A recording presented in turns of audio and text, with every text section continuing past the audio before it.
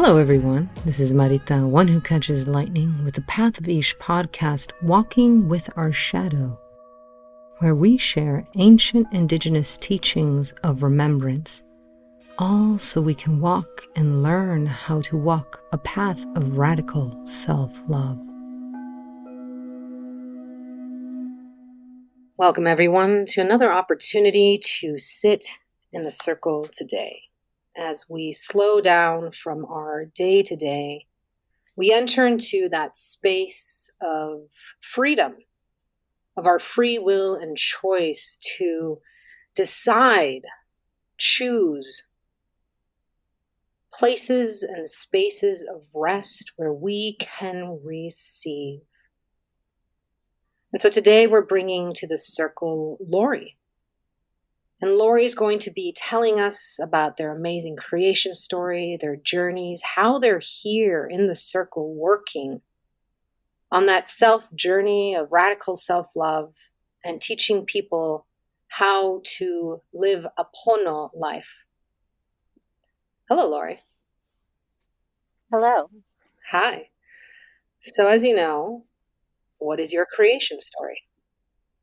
I love that question because I'm someone who has really kind of felt like I've been in that cycle of, creating, sustaining destruction over and over and over and over again in my life. So it's such a loaded question for me because it's like, okay, which one? Um, which creation story would you like to hear? Um, but really, that is kind of the gist of it. Like for me, I was born and raised on Turtle Island on the continent, born in a suburb of Chicago, and lived there until I was about 21, and then packed up my two kids in my car with everything that I could fit into the car and moved to Colorado. And I raised my kids there as a single mother for quite some time, and kind of had to come to terms with the fact that I wasn't here to live the same kind of life that was kind of being sold to me as the life that I was supposed to live. As typical of me telling a story, I'm going to kind of go back and forth a few times. But you know, as a young person, as a child and as a teenager, I always kind of, was the proverbial black sheep in a way. Never really felt like I fit in. I've spent more time outside with trees and and plants and animals than I did with people, while at the same time always having that like elementary school teacher that would tell my parents that I was a social butterfly, because I always did want connection. I always had this craving for connection with other people, but yet never really felt like the depth that I was seeking was there. So that kind of put me on a path to be a seeker. And when I was very young, my mother had done told me about some ancestry work that she had been doing as far as like looking at our lineage. And she found out that she had Native American blood, doesn't know what tribe she came from. She also has West African blood, doesn't know exactly where that came from. Coming from stories like fragments of lineage, right? And that's like, I think for me, when I think about my creation has been this series of kind of pulling together those fragments. Learning about that then made me go learn about, I learned about my Celtic ancestors, who were my European ancestors before Rome, before empire, before all of that, when Before my ancestors were still. Yes, exactly. So I raised my kids pretty much in a I don't like to use the term pagan just because I feel like it's been co-opted so much, but more earth-based goddess tradition, for a good part of their life. And then when I went to college and my undergrad is in geography, environmental studies, and elementary education. And so I really started to put pieces together through that education around colonization and seeing what has really happened globally and the real diaspora of like humans being removed from Earth. And so then that kind of blew up even more. I studied with a Mayan teacher for a while and learned about the concept of the Halachwanik, which is like a truly true human being, the human being that is, still connected to the earth. Spent some time at Amma's ashram in Illinois, Mata Mrita Anandamayi, learning about Vedanta and Tantra from a matriarchal perspective. So, I had come, kind of dabbled in all of these different, always feeling very spiritually connected to myself and to the natural world around me, but not really finding some form of community that I could relate to in that way. So I feel like it's a typical American kind of story of like trying to find my roots and really needing to kind of go to the buffet to, to kind of see. And I it's like I know that that gets kind of um, like looked down upon. But I really see it. It's like I understand that. I understand people seeking. I understand the kind of, appropriating other people's spiritual beliefs because it's like we're trying to find our own. And they've been so buried for so very, very long. Yeah. So it's like this constant stirring of like, who am I? I know that I'm not this person that they're telling the proverbial they, is telling me that I should be. I have this deep sense of intuition. I joke often that I raised my kids on intuition alone. Um, it was, and it's not really a joke. It just, it's real. Things may not have made much sense up here in my head, but in my guts, it did. And, my oldest is 27, my youngest is 20. And I really am really, really, really proud of them for the humans that they've kind of evolved to become. And I really think that a lot of that has to do with my not forgetting where I came from, Yeah. if that makes sense. No, it does. It does. Yeah, yeah, it's this like my entire life has been this, it hasn't been easy. It's been trauma and abuse and, lineage wise, not just me, like it legacy Hmm.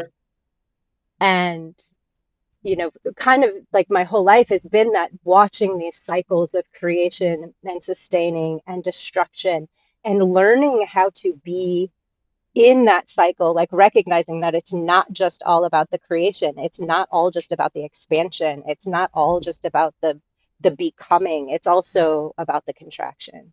It's also about the dissolution. It's also about the decomposition and the death and everything that comes along with being alive.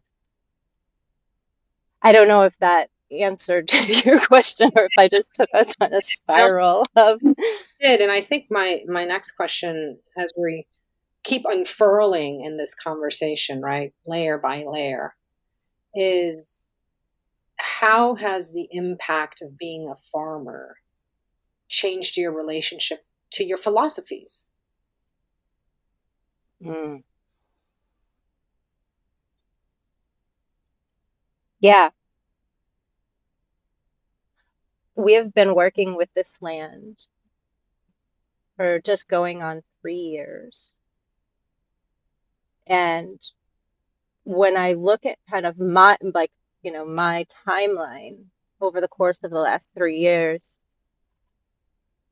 I've always been very open-minded and very like relinquishing of this idea of control. And I never, like, I didn't realize that there was more relinquishing to do. Right? Like, if anything, working in relationship to this land has really just taught me that it's humbled me to the point of like I am in partnership with all of this. There isn't a um, like there's no like I can't overlord it at all. I'm not the one driving. I'm a passenger, and the amount that I've been humbled in the last 3 years around that concept is just Mm-hmm. mind blowing to me because it's it seems like such a simple concept, right? Like we know that we don't control the weather patterns. We know that we don't control the pests that come or, you know, any of that. We know this logically, but there is still, I feel like there's this innate arrogance that comes with being human that does make you think that somehow if you're just good enough, right? If you perform the right rituals, if I get up every morning and I acknowledge the directions and the elements and I, have reverence for this land, then this land is going to somehow reward me for my good behavior. And that's not true.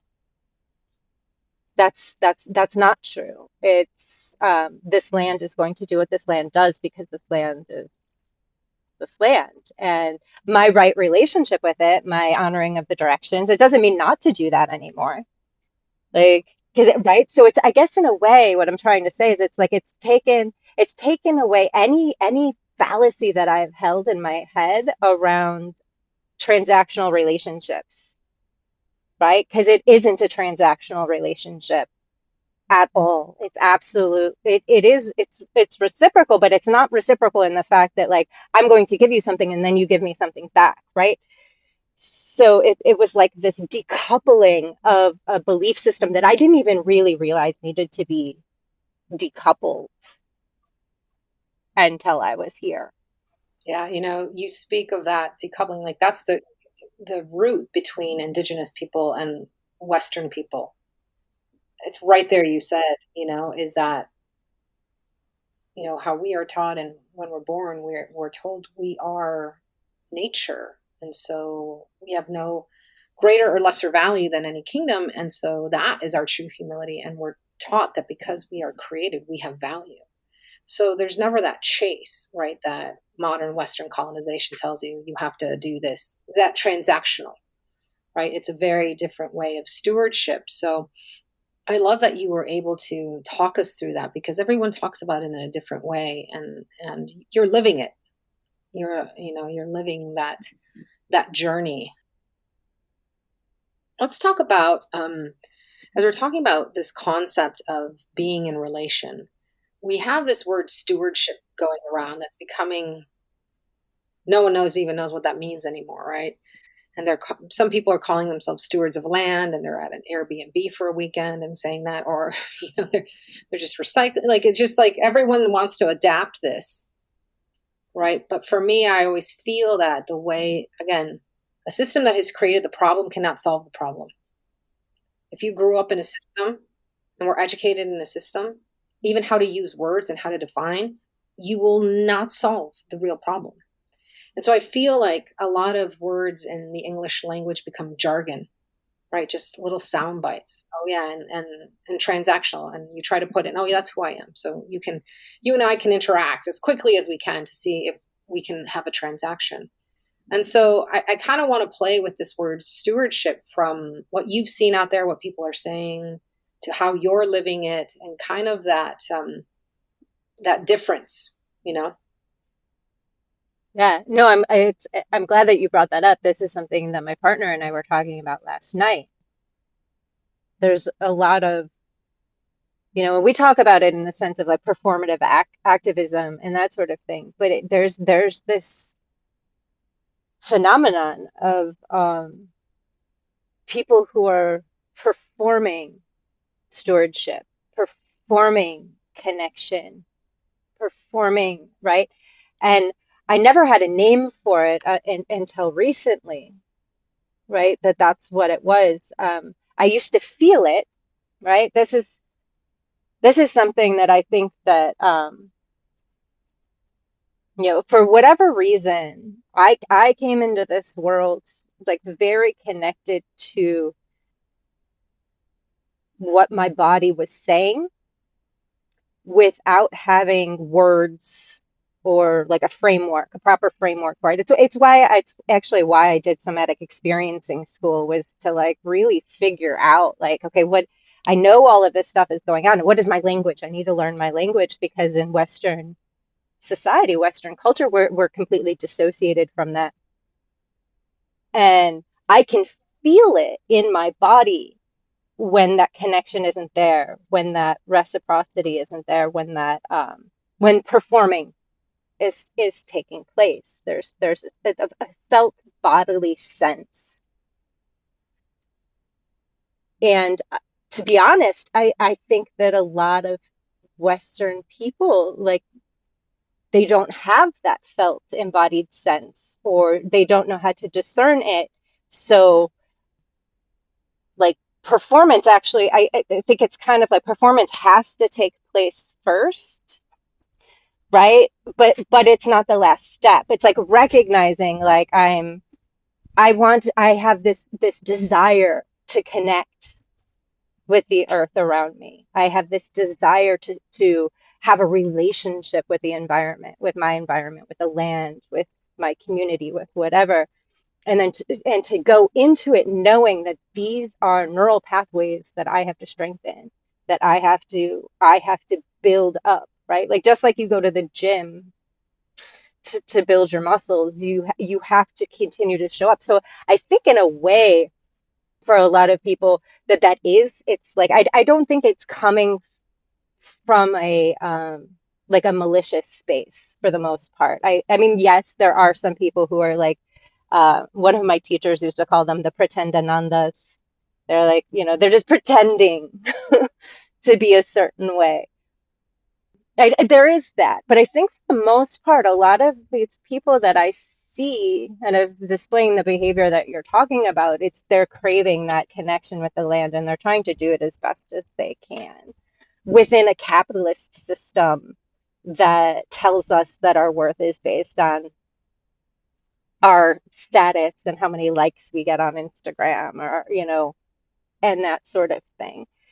So it's and this is the way my brain works too, though. It's like you'll give me one thing, and then all of a sudden I start seeing this giant tangled ball of yarn and all the different pieces that are connected to it.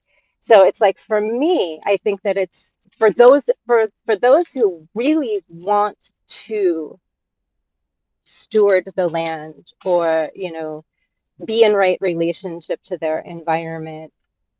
I think that the best thing that they can do is literally get curious about where they're not feeling that in their bodies, right? Where it's coming from an idea, or it's coming from like a performative thing. I'm going to go buy all of the things that make me look like I'm an environmentalist, or I'm a, you know, steward of the earth. I'm going to buy all the things and have a costume. And then really get curious about, well, where are you feeling that in your body, and what are you noticing? How does it show up? Like I was just sharing with my partner the other day. I was pulling weeds, and I pulled a plant, and as soon as I pulled that plant, I knew that that plant belonged there, and that I made a mistake. It was, and I can't explain it from a logical mind level. It was a body feeling. It was like, no, I belong here. And then when I took a moment, I looked at it, and realized, okay, this is actually a native plant. And so I repotted it and, took care of it.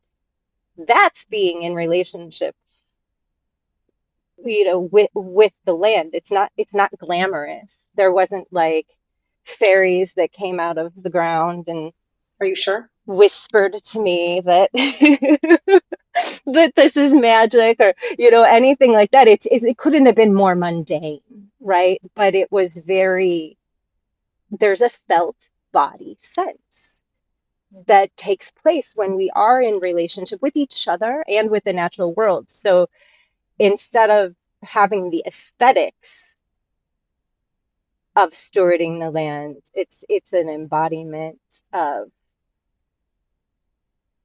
that. And I think we have to give away any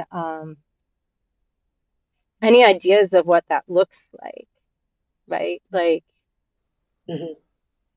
No, yeah. on the outside. I think two things that I love about what you said and is, the body sensation, because Hmm.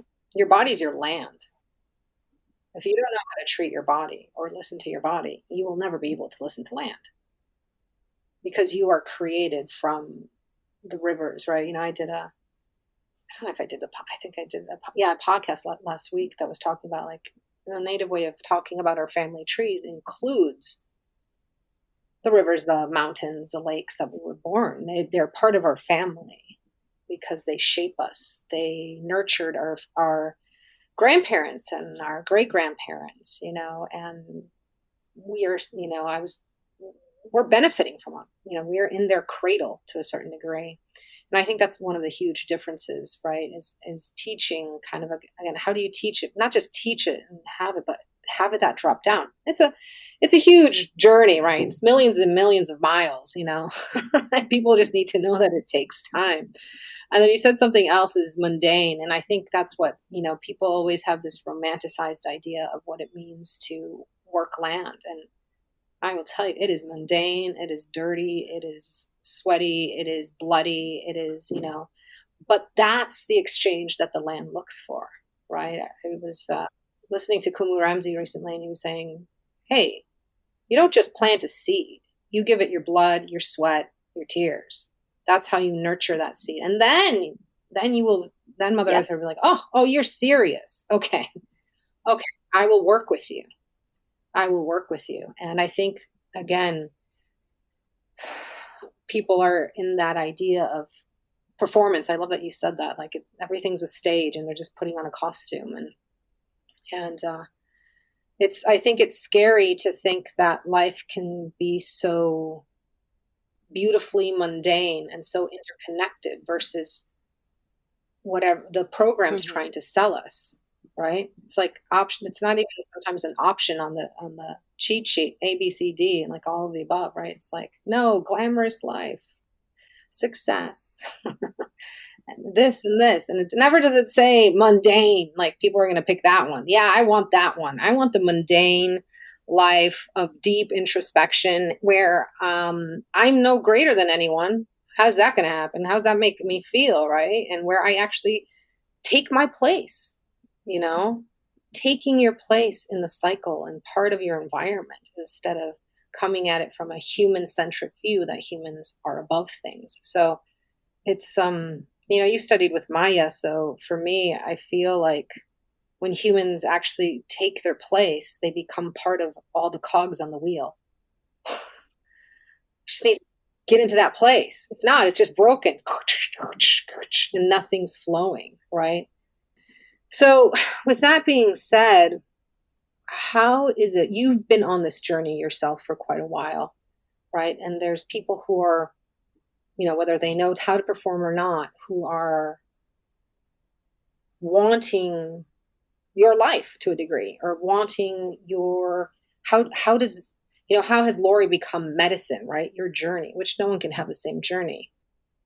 But what is a good way for them to start, like a simple practice, right? To get them across that bridge from Western colonized society to more of an indigenous way Yeah. of being in relationship. Two things come with that question. First thing is curiosity. I think that one thing that we're lacking in the Western mind is curiosity. There's an expectation that we should already know, right? And we know this. We know this. We know that we don't know. We feel like, oh, I don't know. And but instead of kind of diving into that I don't know and embracing it with curiosity, we pretend like we know.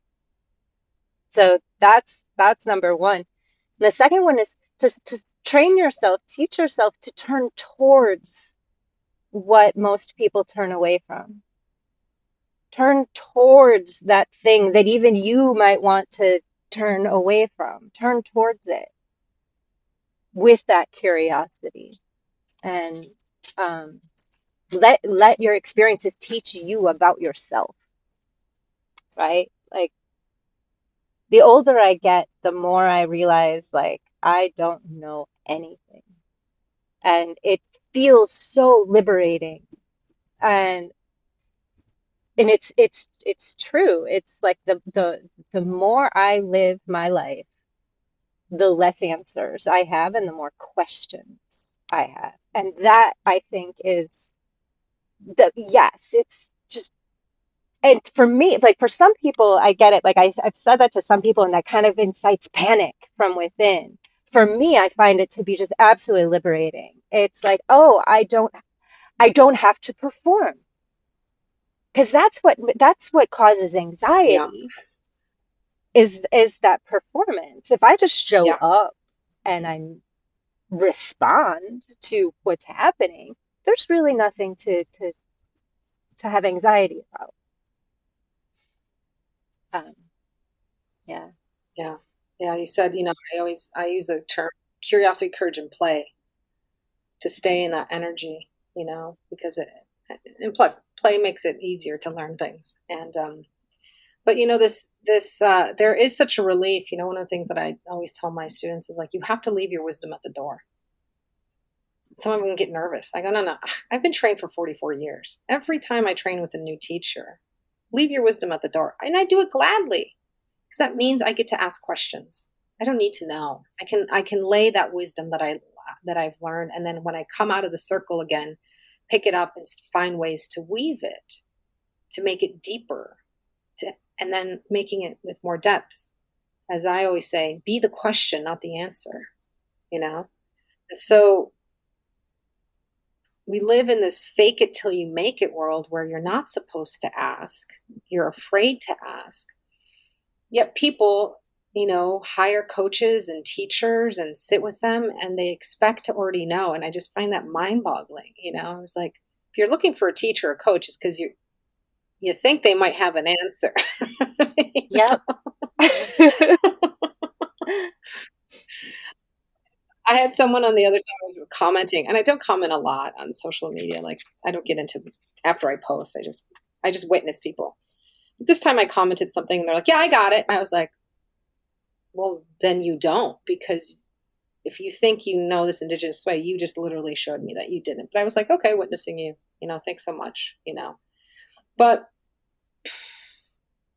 my question is, not everyone has access or decides to change their life and move and farm and start things from scratch. How can people, the Hmm. people in Colorado, the people in Chicago, how can the people in Chicago do this? What are the small steps? Because people are Yeah. craving that relationship, like you said, right? That ache, that pain. I always feel like it's a grief that they Right. don't even know they're grieving. Yeah. That's kind of the ache that I see. They don't even know that they have to grieve because they don't know what they lost. So how can we speak to those people in Chicago, right, about a loss that they're not even aware of, and they're like, "We're on top of the world. What are you talking Right. about? We're Chicago." Right. I mean, So it does start, I believe, inside in this land, right? Like the body is the land. And it starts with reconnecting with our senses, having a sensual experience with our lives, and then getting curious too. Like there's like what does that bring in? Like just even the invitation of getting, having a sensual experience with my life. like the word sensual, right? There's so much block to actually embodying these bodies and to relate to the world around us through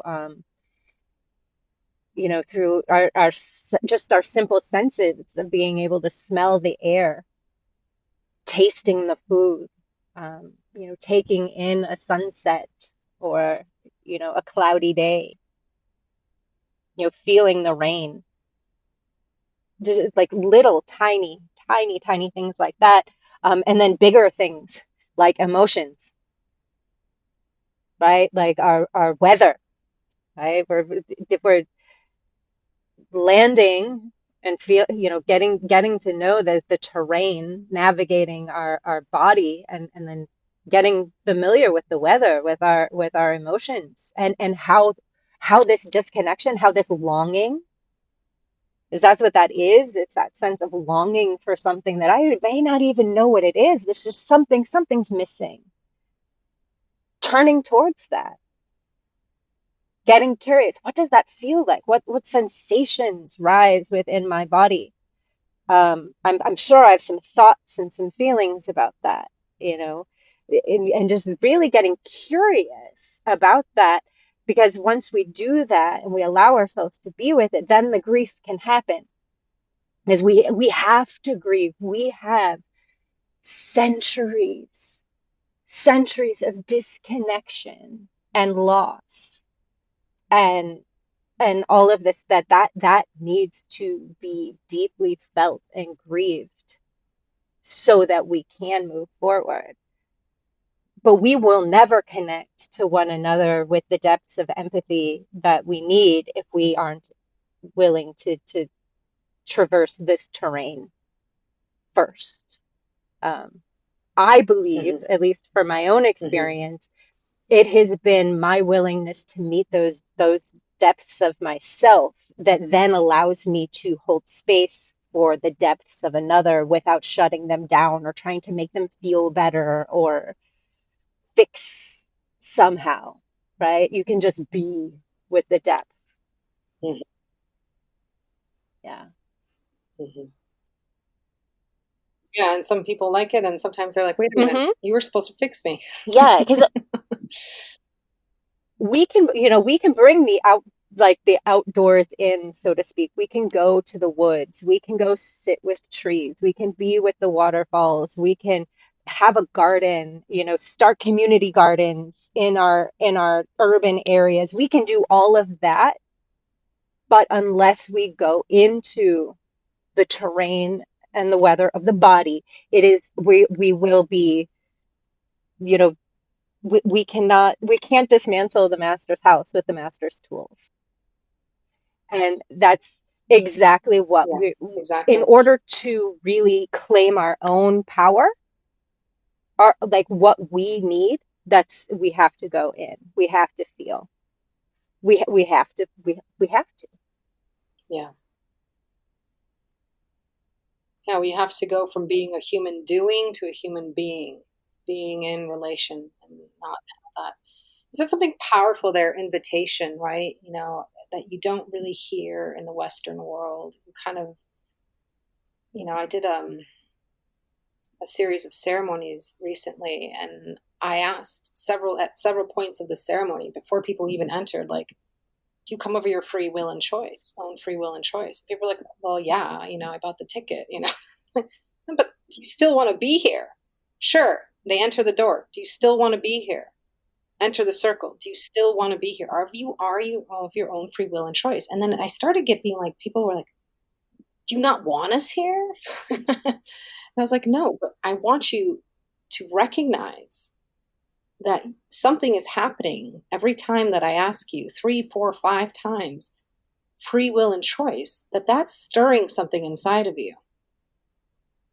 And that can at any point decide not to participate in something. You can say, no, this was enough, right? And I feel like everyone like just is so used to following, being like, of course, yeah, I'll do that. I'm here to learn. And so how has your journey with true free will and choice allowed you to embody your land and your Yeah. weather system. The word boundaries comes to mind because I think that that is a lot of that, our free will and choice and the decisions that I've made. They haven't always been great. When I have been following, when I have been like seeking something outside of myself, like the I'm a proponent of seeking. I think seeking is good. Like go out, find things, experiment, learn, but then hold it to your own inner fire, right? To is how does this translate for me? What does this stir inside of me? Um, when I take the time to do that, or if I take the time, like say, like there's a wave of emotion that comes. If I make a decision in while that wave is like building or cresting, I know that I'm not making that. That's actually, I don't have access to my free will. I don't have access to choice. I have to actually wait till that wave crashes and dissipates, and then I have access to my free will and choice. So a lot of it has just kind of been learning, like trial and error and thinking. Like there's been times I can look back, especially in my 30s, where I'm 46. And if I look back to my 30s, like when I really did think, like I'd made some mistakes in my 20s. I thought I had a really good handle on who I was as a person.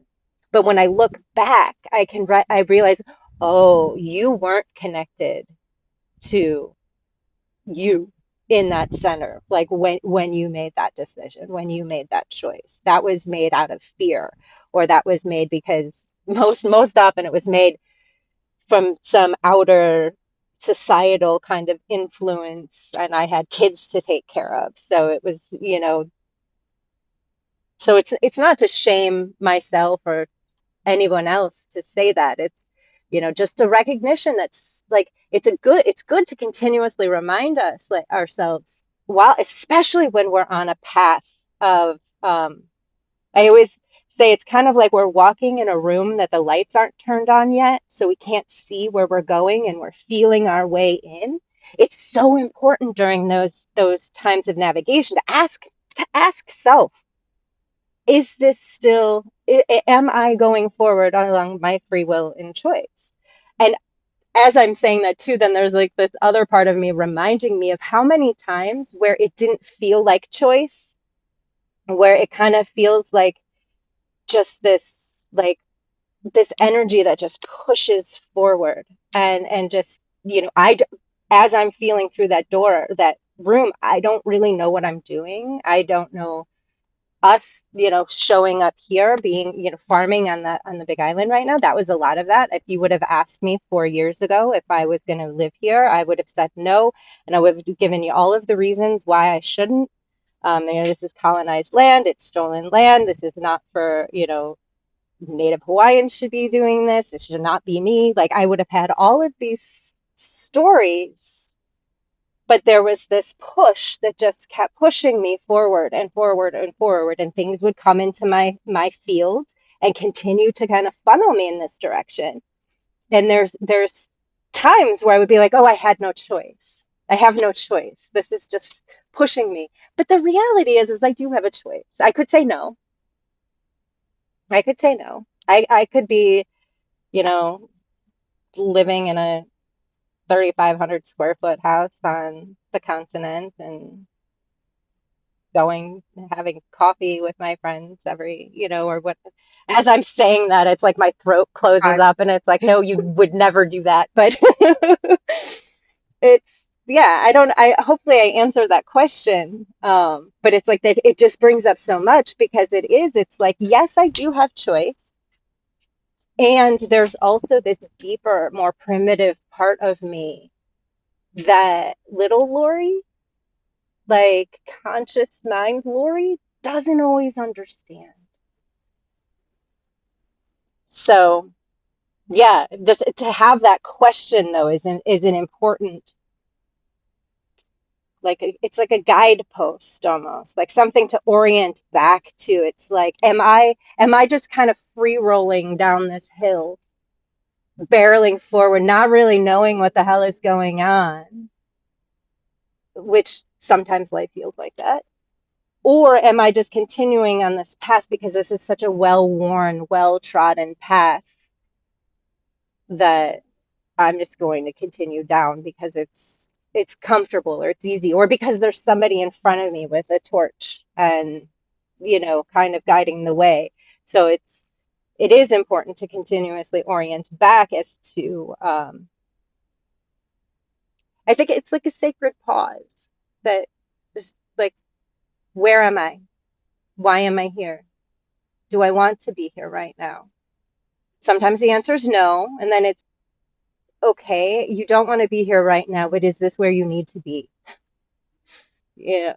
Yes, this is where I need Yes. to be. And even though I might not want to step my foot in front of the other because I'm tired or the world around me is burning to hell, and so why should I show up again?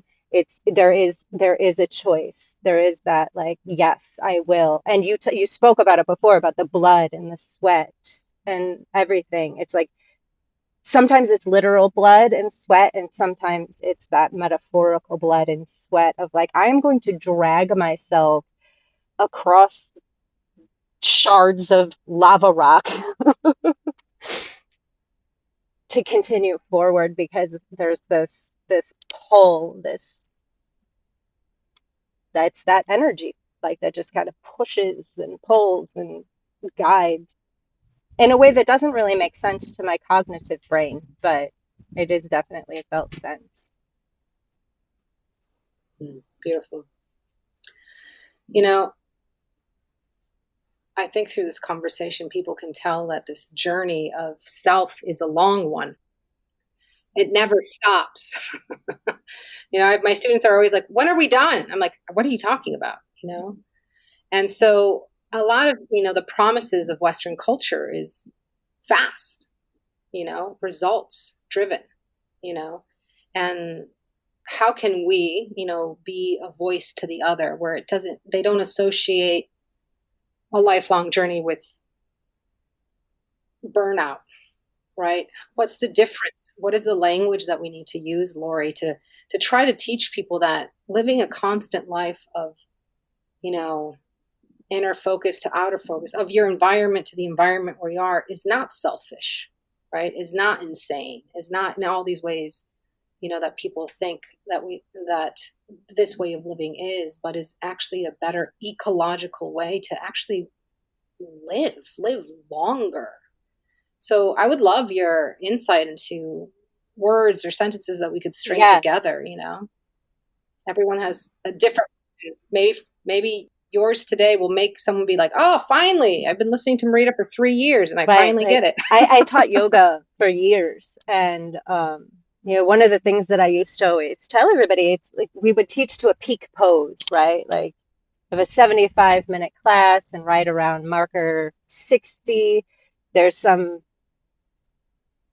pose that we all get to, and we've been preparing for this pose for prior 60 minutes. All the right muscles are being opened, and all of that. And when I would be teaching these advanced teacher trainings, we would get in there and we'd be talking. I'm like, life doesn't have a peak pose.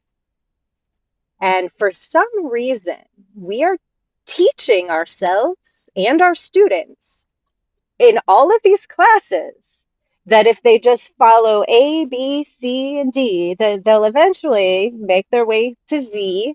And it's this peak experience, this peak pose, this, whatever. But it's not life.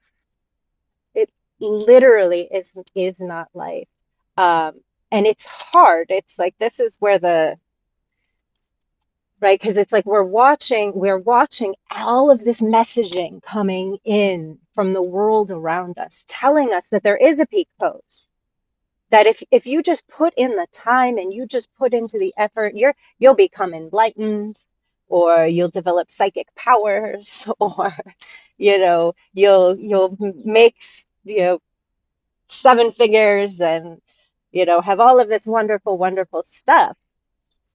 And it's like, it's our job to continuously tell ourselves that that's not true, and to, feel in. I, I call what I teach feel, focus, flow. And it's literally that. It's, we feel what's happening, and then we focus our awareness, and then through those two things together, then that's how we experience flow.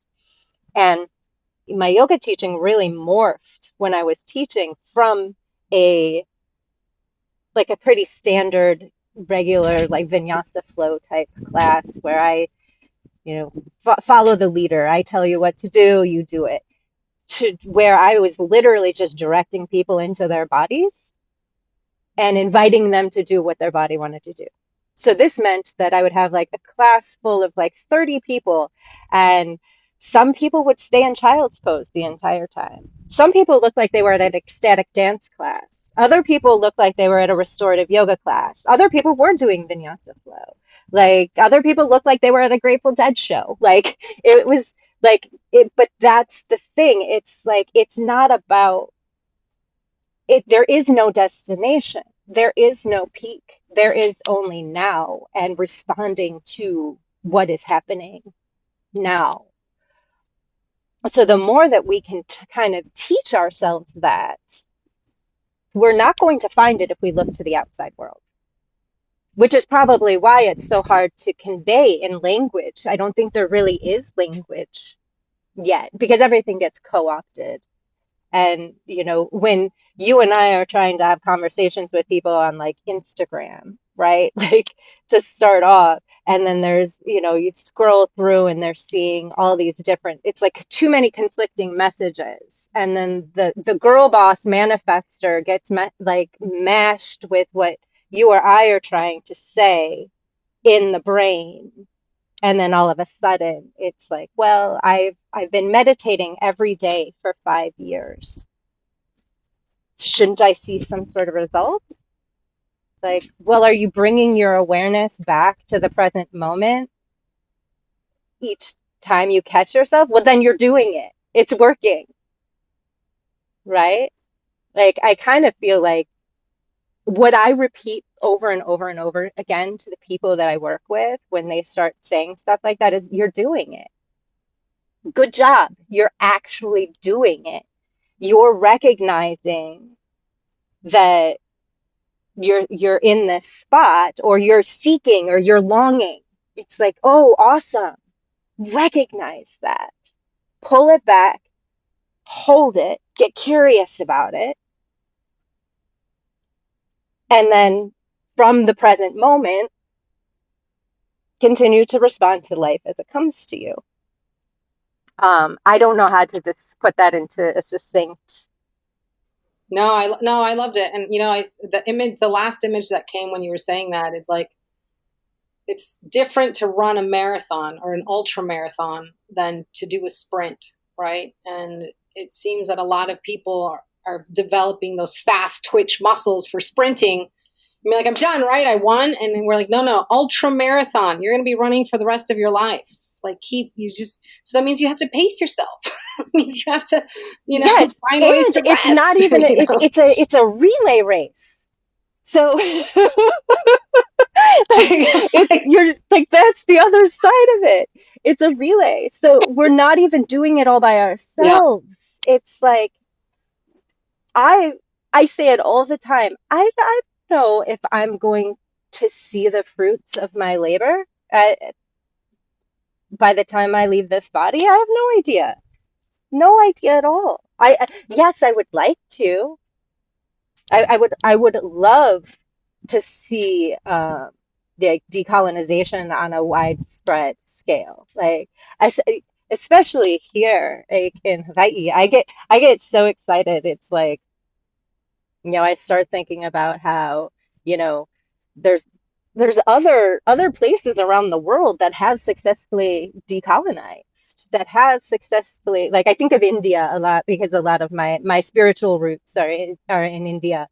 And you know they successfully broke free from British colonization. Now they're still dealing with the fallout of that. There's still a lot of like, patriarchy and oppression and everything else that they're working through that, but they were able to do it.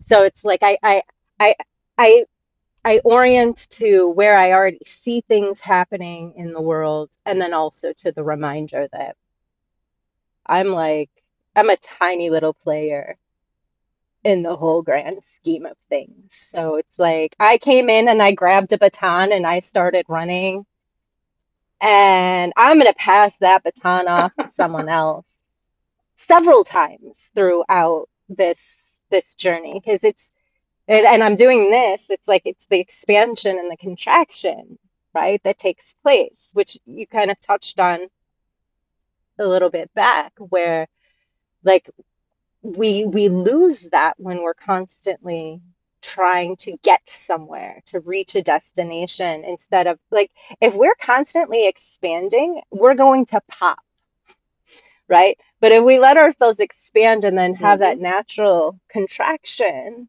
right? Because like, and I can't help but think about childbirth, right? It's the contraction that actually pushes the baby out. So if I'm avoiding the contraction, Mm-hmm. like I'm just getting tired. I'm just exhausting myself. But if I let myself Yeah. really deeply go into that contraction and hopefully find some rest, right? Hopefully find some slowness, trusting that there's so many people around me too that are doing this too, right? Yeah. Yeah. Beautiful.